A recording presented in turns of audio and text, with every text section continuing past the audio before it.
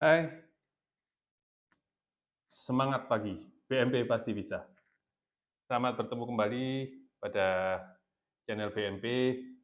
Di sini kami mewakili tim marketing akan mencoba menjelaskan, melengkapi untuk produk Galvalum yang batch 1 dan batch 2 kita sudah jelaskan mengenai truss dan roofing.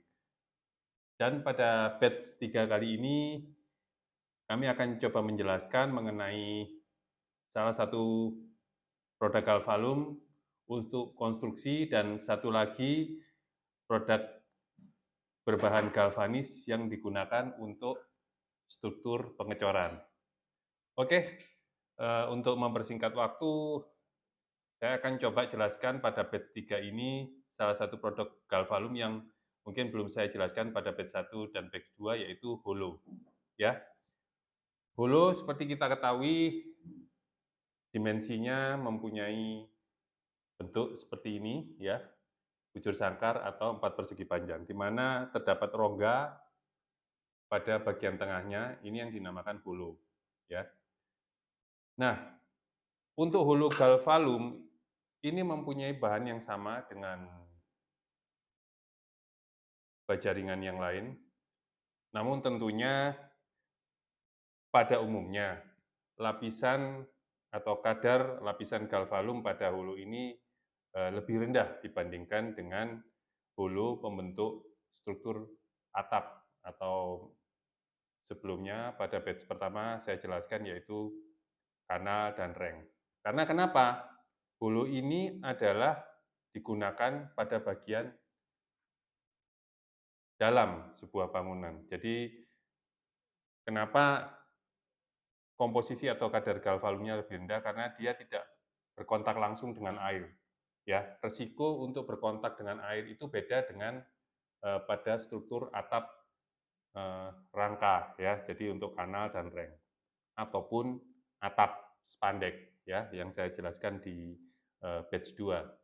Nah, namun begitu Galvalum tetaplah Galvalum dalam arti kata resistensi terhadap korosif maupun daya tahan terhadap kelembapan udara tetap terjaga ya. Untuk hulu sendiri digunakan untuk konstruksi plafon ya. Kalau rekan-rekan tahu di dalam ruangan ini ada atap ya, ini namanya plafon ya. Jadi sebelum ada Galvalum atau hulu ini kebanyakan menggunakan usuk dan reng ya. Jadi untuk konstruksinya. Namun setelah ada bahan Galvalum dan kayu sudah menjadi kelangkaan atau scarcity sehingga untuk produk-produk berbahan kayu sudah dibatasi. Nah, untuk rekan-rekan ketahui, kita hulu ini mempunyai 2 dimensi ya. Jadi ada dimensi yang 4 persegi panjang seperti ini ya, kemudian yang bujur sangkar seperti ini. Nah, sebenarnya untuk menjadi konstruksi sebuah eh, susunan yang akan nanti digunakan untuk plafon, kedua dimensi ini biasanya di-combine ya. Ya, umumnya untuk yang bagian bawah ini menggunakan ukuran 4 kali 4 ya, sedangkan untuk konstruksi yang vertikal atau untuk tarian ke atap, karena hulu ini juga akan dihubungkan dengan bagian atap supaya mempunyai kekuatan. Nah, ini biasanya menggunakan 2 kali 4 seperti ini. Ini ukuran pasar ya. Namun demikian untuk ukuran aktualnya perlu disesuaikan dan perlu kita kalibrasi berapa ukuran aktualnya ya. Untuk tison truss sendiri kita mempunyai 3 varian dimensi atau ukuran. Yang pertama untuk holo dengan jangkauan yang ekonomis ya, kita menyebutnya dengan holo A. Ya, holo A ini dibandingkan dengan produk yang lainnya dia ukurannya paling kecil ya. Untuk 24-nya ukurannya segini, ya. Ini kurang lebih sekitar 15 kali 30, ya. Walaupun toh bahasa pasarnya, ukuran pasarnya disebut 2 kali 4. Demikian juga untuk 4 kali 4-nya, itu ukurannya adalah 30 kali 30. Kemudian untuk yang dimensi di atasnya lagi atau medium, kita ada namanya holo standar, ya. Standar ini di atasnya holo tipe A, ya, dengan bentuk yang sama, ada 2 kali 4 dan 4 kali 4. Kemudian untuk dimensi kita yang paling mendekati aktual yaitu holo boss. Kebetulan kita tidak ada di sini, ya, untuk master contohnya, cuma untuk identifikasinya sangat mudah, di profilnya ada tulisannya B, ya. Jadi ini yang dimensi paling mendekati aktual, ya, kurang lebih 32 kali 35, ya, untuk ukurannya yang bujur sangkar. Nah, untuk kedua dimensi yang standar dan yang ekonomis, itu kita arahkan ketebalannya di tebal 0,3 untuk ketebalan bahannya, ya. Sedangkan untuk holo boss kita mempunyai ketebalan 0,35. Nah, rekan-rekan perlu saya jelaskan bahwa untuk konstruksi plafon ini sebenarnya ada tambahan aksesoris, ya. Ya ini memang ada yang menggunakan, ada yang tidak. Karena sebenarnya ada yang aksesoris biasa dipakai untuk holo, yaitu namanya wall angel, seperti ini, ya. Bentuknya seperti besi siku, tapi dimensinya kurang lebih antara 1,8 hingga 2 cm kali 2 cm, ya. Jadi di sini fungsinya adalah untuk liner atau bagian tepi, ya. Jadi kalau holo itu konstruksi di mana plafon itu nanti ada atap, baik itu menggunakan atap berbahan PVC atau sika atau gypsum. Nah, ini nanti di-skrup di sini.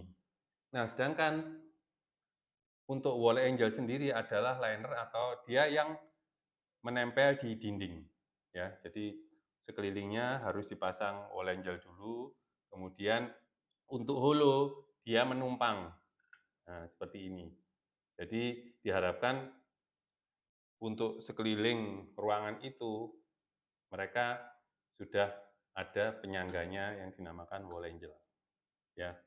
Fungsi ini juga sama kita dapat pada produk aksesoris yang kita namakan shadow line atau orang biasa sebut tali air. Ya, fungsinya kurang lebih hampir sama lah sebagai liner, ya. Nah, perlu rekan-rekan ketahui bahwa kami memproduksi holo ini dari PT Bumi Mas Multikarya Perkasa, yaitu tujuannya supaya produk holo ini memang benar-benar bisa terjangkau di masyarakat, ya. Jadi selain harganya terjangkau, kami tetap memperhatikan masalah kualitas, salah satunya pada, ya, sambungannya. Ini bisa kita lihat, saya tekan-tekan ini, dia tetap kuat. Umumnya ada beberapa produk yang ya mungkin skalanya home industry, mereka mempunyai kelemahan pada sambungan.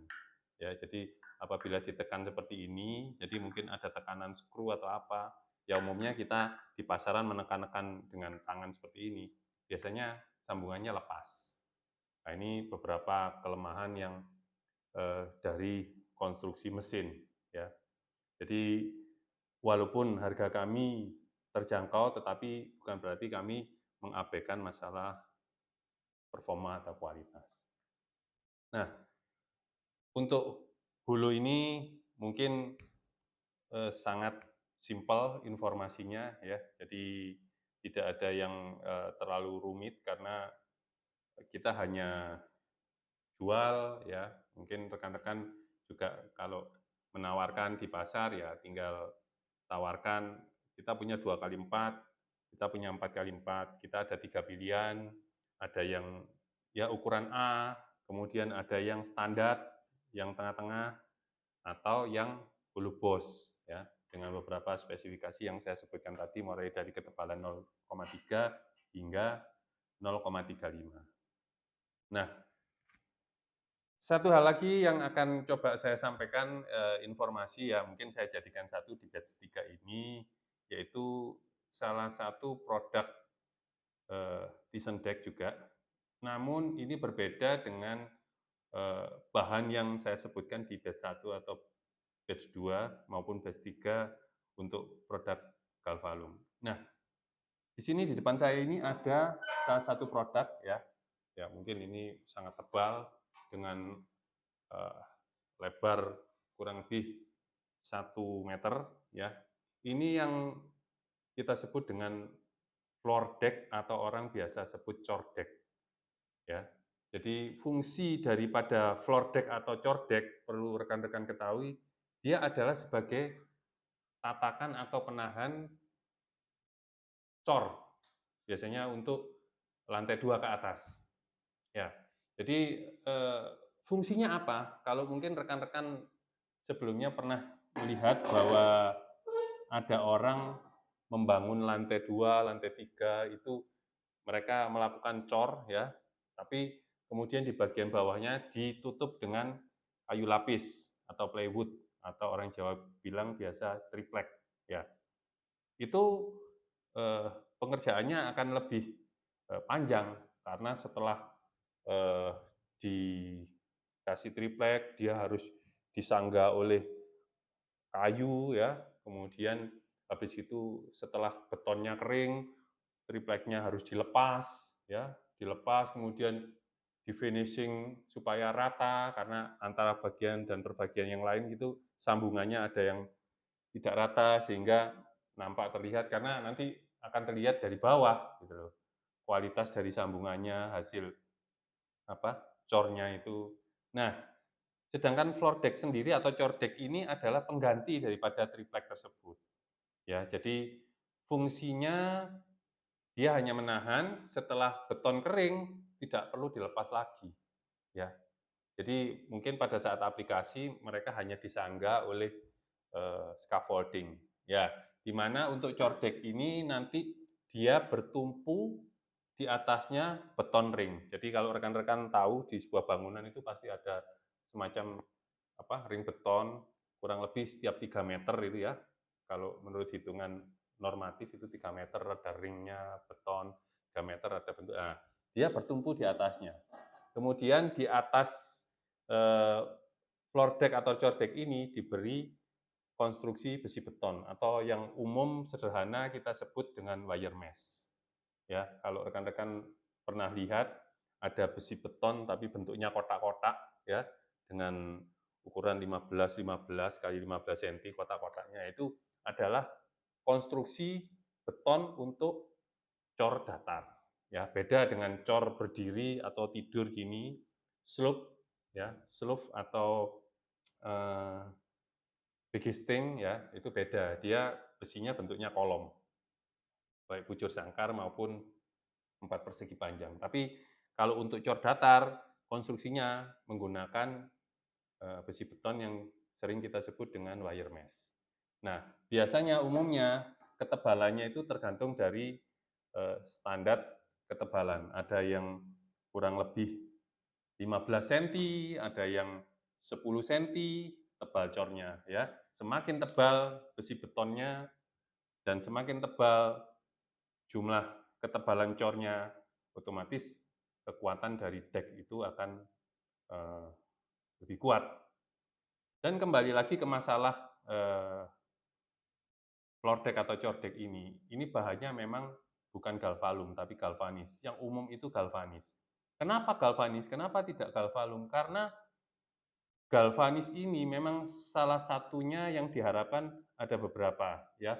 Yang pertama, galvanis diharapkan bisa lebih cepat berubah struktur molekul besinya. karena lapisannya berbeda dengan galvalum. Nah, kenapa diharapkan berubah? Ya, semakin dia berubah menjadi besi, komposisi ini akan lebih bagus melekat dengan semen, ya. Atau kalau istilah saya sebut lebih menggigit dengan semen. Beda dengan galvalum, ya. Kalau dia susah untuk menjadi struktur besi karena lapisan aluminium atau aluminium zinc-nya ini terlalu tinggi, dia akan apa ya, lebih susah untuk melekat dengan semen. Nah, Anda bisa lihat kenapa paku yang ditancapkan di dinding semakin berkarat semakin susah untuk dicabut, karena dia menyatu dengan semen, dengan cor. Sama seperti floor deck. Nah, dengan berbahan galvanis diharapkan setelah bereaksi dengan material cor, dia akan berubah struktur, galvanisnya semakin lama semakin lepas, dan besinya yang kemudian menjadi penggantinya. Sehingga besi ini mempunyai karakteristik dia lebih menggigit dengan semen. Itu yang pertama.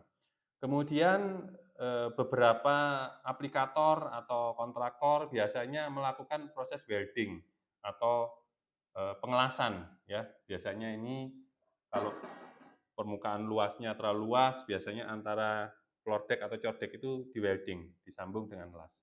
Nah, apabila material tersebut menggunakan bahan galvalum, itu eh, sangat susah untuk dilas dan disambung, karena kadar aluminiumnya terlalu tinggi. Makanya untuk floor deck atau core deck ini berbahan galvanis, ya, sama seperti besi pipa galvanis ini yang pernah saya sampaikan. Nah, dia untuk pagar, untuk railing, nah, mudah di welding disambung dengan las. Tapi kalau galvalum ini, karena semakin tinggi AZ-nya, semakin dia tidak bisa dilas atau sulit untuk disambung dengan las karena aluminiumnya terlalu tinggi. Ya, jadi kalau rekan-rekan